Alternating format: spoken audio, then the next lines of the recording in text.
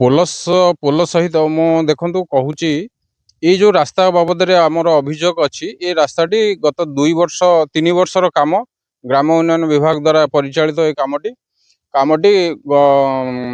2024 December रे ये कार्य आरंभ करागला। कार्य आरंभ करिया ठिकादार महोदय माटी काम करदे छाड़ी पलैले कुआडे गोटे वर्ष कुआडे उभान हो गले।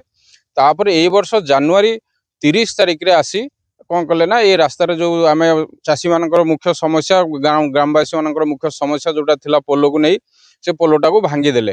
भांगी कार्य आरंभ होची अद्यावधि से कार्य वर्तमान सुधा से काम अति निम्नमानर हवा सहित ताको कौनसी जंत्री कि कौनसी जो आरडी विभाग कौनसी कर्मचारी कहीं परिचालित करुवा भी ताको आमे नजर को आसुनी। काम अति निम्नमानर होची।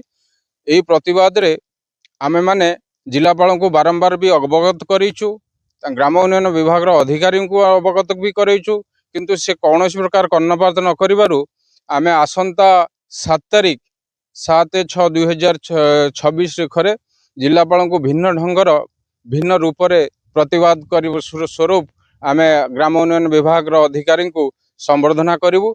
नाचार ही आ विकल्प आम पाखे ना बोली आमे अनुमान करूँ।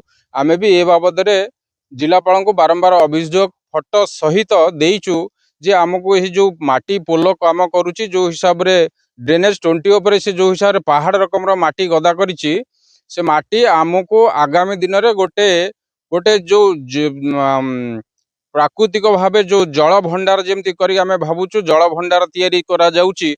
आमे आम मानक गोटे लुचा छपा भावे गोटे कृत्रिम उपाय रे गोटे जल भंडार तैयारी हबो जो चाषी माने जोटी धान चाष करने बदल रे भावुची माछ चाष करिवे।